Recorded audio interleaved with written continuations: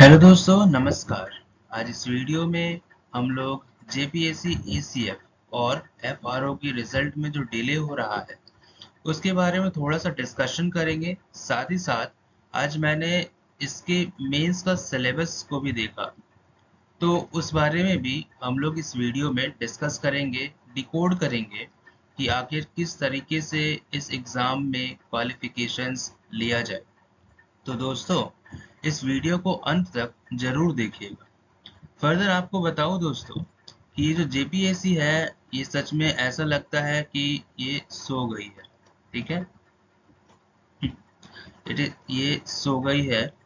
आपको बता दूं कि इन्होंने 29 को एग्ज़ाम लिया, ठीक है, एफआरओ का। ठीक, और उसके बाद इन्होंने क्या किया, फर्दर 3 से 4 दिन के बाद इन्होंने अपना आंसर की जारी किया। ठीक, आंसर की दिया। उसके बाद इन्होंने मांगा था कि अगर आपको कोई सजेशन देना है, कोई आपको आपत्ति है तो आप कर सकते हैं। स्टूडेंट्स ने करा, लेकिन अभी तक कोई भी फाइनल आंसर की इसका जारी नहीं हुआ है और रिजल्ट का तो कुछ अता पता ही नहीं है। फर्दर इन्होंने 13 तारीख को यानी 13 जुलाई को इन्होंने ईसीएफ का भी पेपर ले लिया।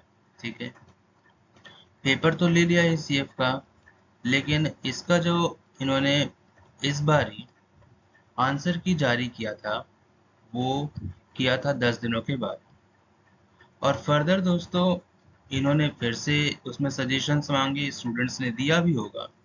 और ऑल दो वैसे ईसीएफ पेपर में क्वेश्चंस जो थे गलत कम थे, मतलब थे जरूर लेकिन कम गलत थे। एफआरओ में तो भर भर के क्वेश्चंस काफी सारे गलत देखने को मिले थे।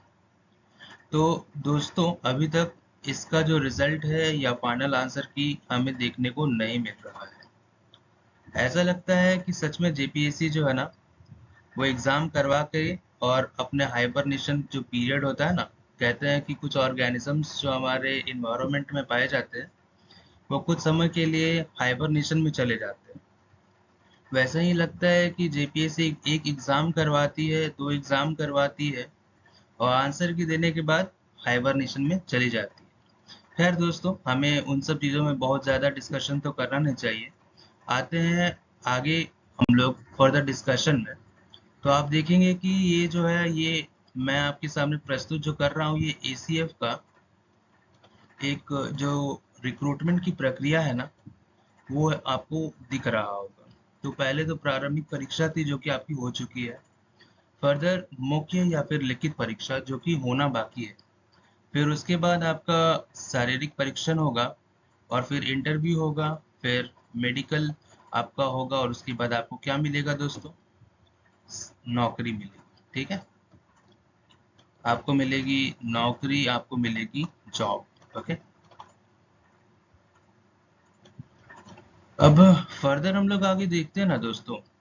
तो ये आप देख सकते हैं कि ये जो एसीएफ की एग्ज़ाम है, राइट, दिस एसीएफ, तो उसमें जो आपका पेपर है वो एक ही समान अध्ययन का, और इसमें आपको दो पेपर देने होंगे, पत्र 1 और पत्र 2। ठीक है, उसी प्रकार से आपको दो ऑप्शनल पेपर लेने पड़ेंगे। यहाँ पर देख सकते हो आप, एक ऑप्शनल और दूसरा ऑप्शनल। जहाँ ईसीएफ में आपको दो ऑप्शनल लेने पड़ेंगे, वहीं एफआरओ में आपको एक ऑप्शनल लेना पड़ेगा। आप चाहे जो भी सब्जेक्ट ले सकते हैं, आपको सब्जेक्ट्स के बारे में भी मैं थोड़ा सा डिकोड करने की कोशिश करूंगा ताकि आपको कुछ आइडिया लग सके कि आखिर किस प्रकार का और कौन सा सब्जेक्ट आपके लिए बेटर हो सकता है। तो दोस्तों, आप देखेंगे कि पत्र 1 जो है वो 200 नंबर, इधर भी 200, यानी कि सारे के सारे जो पेपर्स हैं वो 200 मार्क्स यानी 200 नंबर के देखने को मिल रहे हैं। और ये जो आपका साक्षात्कार है यानी कि आपका इंटरव्यू का जो पेपर है वो आपका 150 नंबर का होगा, यानी टोटल जो है वो 1350 अंकों का होगा। और यहाँ पर कुछ ऐसे अनिवार्य सब्जेक्ट्स जो रखे गए हैं, हिंदी और इंग्लिश, और बेसिकली इनमें पास होने के लिए इनको रखा गया है। फर्दर दोस्तों, आप देख सकते हैं कि ये रहा आपके पास पत्र 1 का जो सिलेबस है या सब्जेक्ट्स हैं वो सभी। जैसे भारतीय इतिहास, भारतीय राष्ट्रीय आंदोलन के बारे में है, जो हम लोग मॉडर्न इंडिया के बारे में पढ़ते हैं, मॉडर्न हिस्ट्री ऑफ इंडिया, वो सब इसमें देखने को मिल रहा है। भारतीय राजस्व और अर्थव्यवस्था यानी इंडियन इकोनॉमी की बात कर रहे हैं, और साथ ही साथ भारत का विश्व और भारत एवं विश्व का भूगोल। तो ये वर्ल्ड अफेयर्स या वर्ल्ड जो पॉलिटिक्स है, या ये कह लो कि वर्ल्ड के बारे में, वर्ल्ड की ज्योग्राफी के बारे में आपको इसके बारे में पढ़ना पड़ेगा यहाँ। और दूसरा जो पत्र है यानी कि पेपर 2 जो इसका रखा गया है, उसमें आपको झारखंड का इतिहास, भूगोल, अर्थव्यवस्था और संस्कृति के बारे में पढ़ना होगा, सामान्य ज्ञान पढ़ना होगा, राज्य, देश और विश्व की महत्वपूर्ण सामयिक घटना यानी कि जो करंट अफेयर्स रिलेटेड सवाल बनते हैं, वो भी आपको यहाँ पर देखने को मिल जाएगा।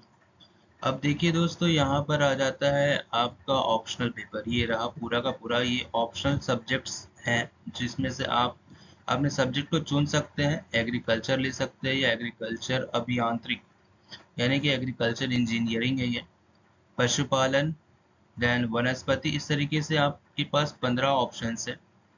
लेकिन कुछ ऐसे एक्सेप्शंस हैं जो आप एक साथ में ऑप्शन 1 और ऑप्शनल 2 के रूप में नहीं भी ले सकते, तो इसको आप यहाँ पर देख सकते हैं, वीडियो पॉज करके आप देख सकते हैं। फर्दर हम लोग आगे बढ़ते हैं दोस्तों। तो ये देखिए, ये सिविल इंजीनियरिंग का पेपर मैंने आपके सामने रखा है यहाँ पर। तो दोस्तों, जब मैंने इस पेपर को देखा ना, इस सिलेबस को देखा, तो लिटरली बताऊं, ये जो सिलेबस है, ये बहुत ही डिफिकल्ट सिलेबस है। और जिस प्रकार से बेसिकली जेपीएससी अपना रवैया रखे हुए है, रिजल्ट जब मन चाहे देने का, या एग्ज़ाम जब मन करे तब 1 महीने में, 15 दिन में ले लेने का, तो ये कहीं ना कहीं स्टूडेंट्स के साथ काफ़ी ज़्यादा ज़्यादती मुझे देखने को ऐसा फील हो रहा है। तो दोस्तों, स्टूडेंट्स तो अब क्या करेंगे, स्टूडेंट्स तो बस पढ़ ही सकते हैं। तो आपको मैं यही कहूँगा कि आप पढ़िए, इन सब चीज़ों में ज़्यादा पढ़ने की ज़रूरत नहीं है। फर्दर देखेंगे कि सिविल इंजीनियरिंग का जो पेपर है ना दोस्तों, ये सच में डिफिकल्ट है। वैसे ये सारी चीज़ें आप अगर देखोगे तो स्ट्रक्चरल एनालिसिस हो गई, इंजीनियर मैकेनिक्स हो गई, स्ट्रेंथ ऑफ मटेरियल्स, ये सारी चीज़ें तो हम लोग अपने बीटेक में पढ़ते हैं, ठीक है, बीटेक में हम लोग पढ़ लेते हैं। फर्दर ये डिज़ाइन ऑफ स्टील स्ट्रक्चर्स है और हाइड्रोलिक्स यहाँ पर। तो ये सारे जो सब्जेक्ट्स हैं ना दोस्तों, ये सारे जो टॉपिक्स हैं, बेसिकली देखने को आसान लग रहे हैं, लेकिन सच में ये जो सब्जेक्ट है ना, सिविल इंजीनियरिंग, अभी तक का जितना भी सिलेबस मैंने देखा है, सबसे बड़ा सिलेबस इसी इंजीनियरिंग का है। फर्दर अगर हम लोग थोड़ा और आगे बढ़े दोस्तों, तो ये रहा जियोलॉजी का पेपर। थोड़ा सा मॉडरेट सिलेबस है, बट लिटरली इसमें भी डिफ़िकल्टी लेवल काफ़ी ज़्यादा देखने को मिल रहा है, क्योंकि टॉपिक्स ऐसे हैं जो हम लोग अमूमन नहीं पढ़ते। कुछ टॉपिक्स ठीक है, जैसे कि वॉल्केनो के बारे में पढ़ना, या सोलर सिस्टम्स, मेटेओराइट्स वगैरह, ये सब कुछ टॉपिक्स हैं, आपको सब में ऐसा मिलेगा कि हाँ हम लोग जानते हैं। बट लिटरली बताऊं तो अगर आप उसके अंदर में डेप्थ में घुसोगे, तो आपको फील होगा कि जो सब्जेक्ट्स है वो आसान नहीं दिख रहे हैं। और इसमें सिर्फ एक पेपर की बात नहीं है, आपको 2 पेपर देने होंगे, एक सब्जेक्ट में 2 पेपर देने होंगे। तो इसी कारण ये जो प्रॉब्लम है ना, वो काफ़ी ज़्यादा बढ़ जा रहा है। फर्दर ये देखिए आप मैथमेटिक्स का सिलेबस, मैथमेटिक्स का सिलेबस अगर आप देखोगे ना दोस्तों, तो ये रहा आपका पेपर 1 का सिलेबस, ठीक है। अब ये जो सिलेबस है, इसमें आप अगर बी एस ग्रेवाल से पढ़ते हो, जैसे हम लोग इंजीनियरिंग में पढ़ते हैं बी एस ग्रेवाल से, ठीक है, तो बी एस ग्रेवाल का जो बुक है ना, उसमें आपको ये सारे टॉपिक्स लगभग मिल जाएंगे, ज़्यादातर मैक्सिमम टॉपिक्स आपको मिल जाएंगे। अगर आप मैथमेटिक्स से आप इस एग्ज़ाम में पार्टिसिपेट करना चाहते हो, तो आपको आराम से मिल जाएंगे। लेकिन वही चीज़ अगर आप इसका पेपर 2 देखोगे, जैसे ये वाला रहा, ठीक है, तो इसमें अलजेब्रा वगैरह तो ठीक है, यहाँ पे लीनियर प्रोग्रामिंग है, और यहाँ पर आपको फिर कंप्यूटर प्रोग्रामिंग के बारे में भी थोड़ी सी जानकारी, बेसिकली उसमें जो मैथमेटिक्स लगती है, right, Laplace equations, numerical analysis वगैरह, पार्शियल डिफरेंशियल इक्वेशंस, ये सारे Cauchy space sequences, completeness, continuity, ये सारी चीज़ें आपको काफ़ी अच्छे लेवल पे पढ़नी होगी, तब जाकर के आप इस पेपर 2 को निकाल पाएंगे। फर्दर मैंने मैकेनिकल इंजीनियरिंग का भी पेपर देखा है इसमें, ठीक है, ये रहा मैकेनिकल इंजीनियरिंग का।